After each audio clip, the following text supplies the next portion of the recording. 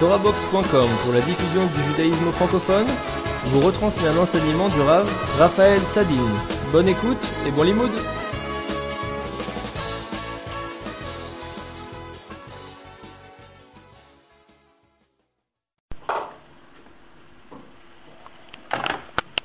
Bien. On va commenter un texte assez énigmatique qui est dans la Gemara Sanhedrin à la page Tzadikret 98 qui parle du Mashiach. Et il y a énormément de choses sur le Mashiach dans Perek HaChelek, et là, il y a un grand Rav qui rencontre le prophète Élie, Eliyahu Hanavi, et il lui demande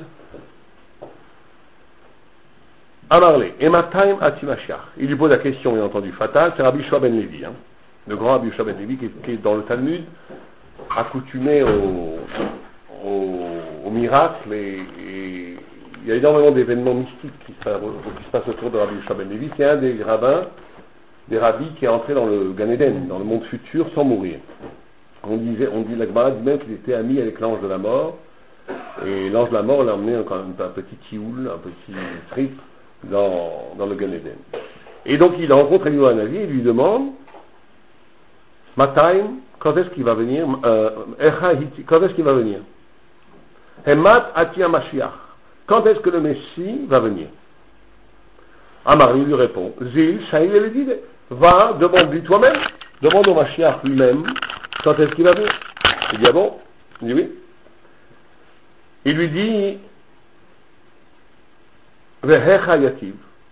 Où est-ce qu'il est assis? Où est-ce que je peux rencontrer le Mashiach? Et il lui dit à Pitra de Rome, à une des portes de Rome. Va à une des portes de Rome, tu trouveras le Mashiach. Alors je lui dis Massimane, porte de Rome. Rome est une grande métropole, il y a énormément de gens. Comment je vais reconnaître qui est le Mashiach à la porte de Rome? Il lui dit c'est très simple. Yativ bene Hani Sovle Chalaim. Il est assis à côté des malades qui souffrent et qui sont assis à la porte de Rome. Vekulam sharu ve'asire bechad zimno, ve'u share chad ve'asir chad. Il dit tout le monde, tous les pauvres, quand ils enlèvent leur pansement, ils enlèvent tout leur pansement, et après ils renouvellent le bandage d'un seul coup, alors que lui il enlève un, il en met deux, il enlève le deuxième, il enlève. C'est le signe du Mashiach.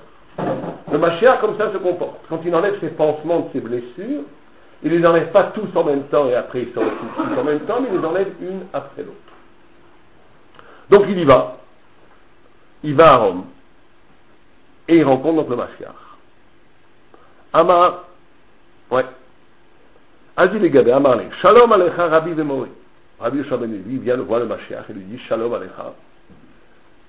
Rabbi Vemori, mon maître, mon Rabbi et mon maître. Amar le, Shalom Alecha Bar Levi.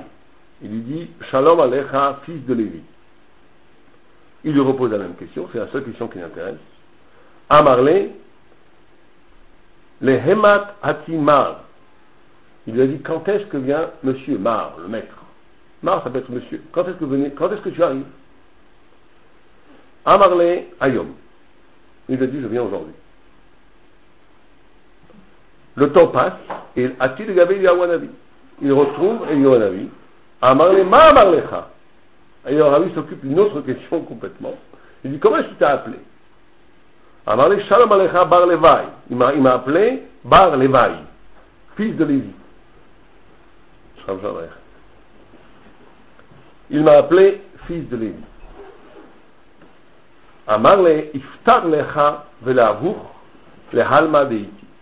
En t'appelant comme ça, quand le Mashiach t'a appelé fils de Lévi, il t'a garanti que tu auras le Olam Haba, que tu auras le paradis.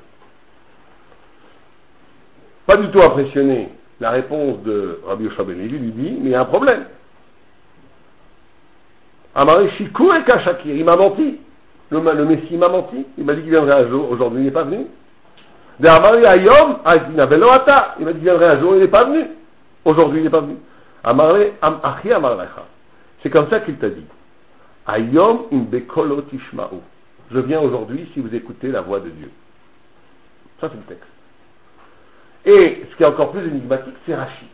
Rashi, il y a deux Rashi tout à fait étranges. Qui dit comme ça la chose suivante. Il dit, mais Pitra de Romi, le Messie est assis à la porte de Rome, Nire les Mori, il semblait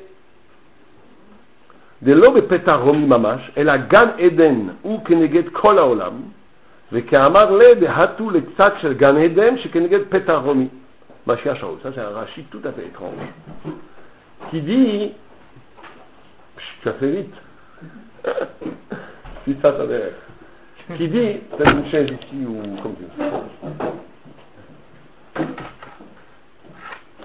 qui dit, Rashi dit quelque chose, pose une équivalence tout à fait étrange, il dit en vérité c'est pas, ce qui est assez extraordinaire dans Rashi, c'est que Rashi dit, il ne faut pas dire que c'est la porte de Rome, parce que ça ne peut pas être que la porte de Rome, c'est la porte qui est la porte du Gan Eden, mais qui correspond à la porte de Rome.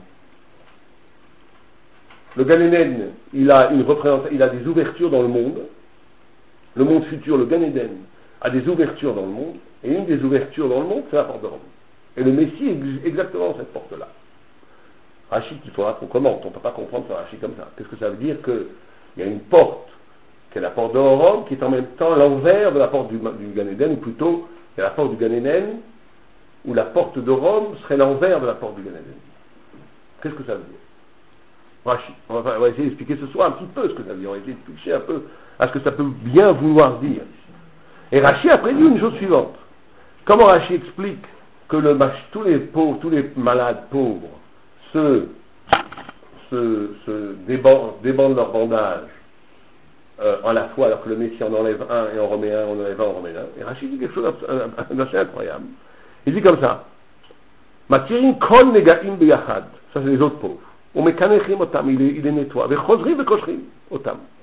Vehu Mashiach, sharechad benaga, il enlève un bandage et il la nettoie, et après il se rebande.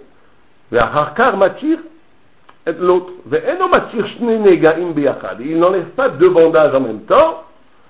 Des savars, des hibayele, les tsettes. Parce que si j'ai besoin d'une urgence, tout le temps, peut-être que j'ai besoin de sortir pour sauver Israël tout de suite. Et je ne peux pas donc enlever deux bandages en même temps, parce que si j'enlève deux bandages en même temps, le Messie dit, je vais être retardé. Le temps de me rebander, peut-être de remettre les bandages, de remettre la tarbochette, peut-être que le temps de la Géoula va passer, donc je suis obligé d'enlever qu'une